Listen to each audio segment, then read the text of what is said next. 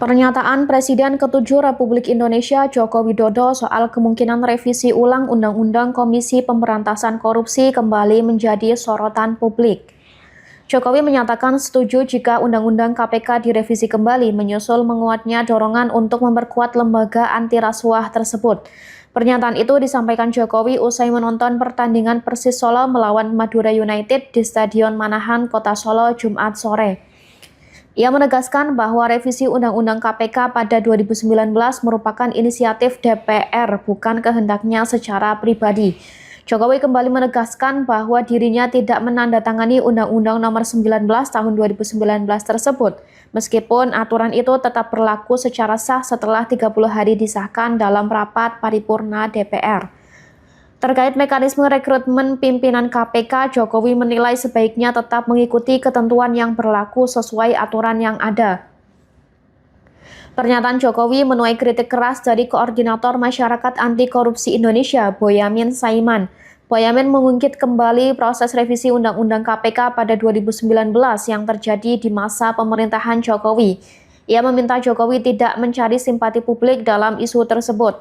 Menurut Boyamin, revisi Undang-Undang KPK telah lama direncanakan dan mulai mendapatkan lampu hijau pada 2018, sehingga DPR berani melakukan pembahasan secara cepat.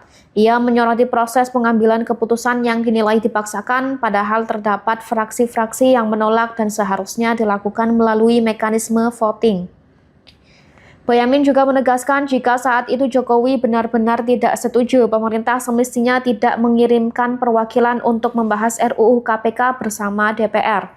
Menurutnya, pengiriman perwakilan pemerintah menjadi bukti bahwa pemerintah ikut menyetujui revisi tersebut meski Jokowi kemudian tidak menandatanganinya. Boyamin menyebut pernyataan Jokowi saat ini berpotensi menyesatkan publik karena secara konstitusional undang-undang tersebut tetap berlaku meski tanpa tanda tangan Presiden. Revisi Undang-Undang KPK tahun 2019 sendiri memicu penolakan luas dari kalangan aktivis anti korupsi dan mahasiswa.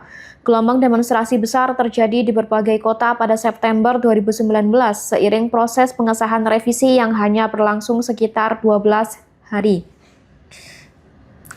Aksi tersebut diwarnai bentrokan dengan aparat dan menelan korban jiwa dari kalangan mahasiswa. KPK kala itu juga mengidentifikasi puluhan poin yang dinilai beresiko melemahkan lembaga, mulai dari penempatan KPK di rumpun eksekutif, status ASN bagi pegawai KPK, hingga kewenangan besar Dewan Pengawas dalam proses penindakan. Merespon tekanan publik saat itu, Jokowi sempat menyatakan akan mempertimbangkan penerbitan peraturan pemerintah pengganti Undang-Undang KPK. Namun hingga masa jabatannya berakhir, Perpu tersebut tidak pernah diterbitkan. Jokowi juga menegaskan tidak akan mengeluarkan Perpu untuk mencabut Undang-Undang KPK hasil revisi dengan alasan menghormati proses uji materi di Mahkamah Konstitusi.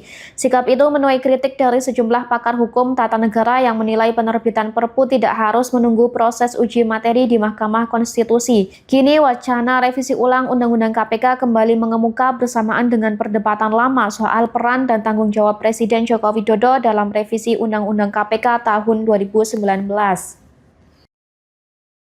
Download Tribun X sekarang, menghadirkan lokal menjadi Indonesia.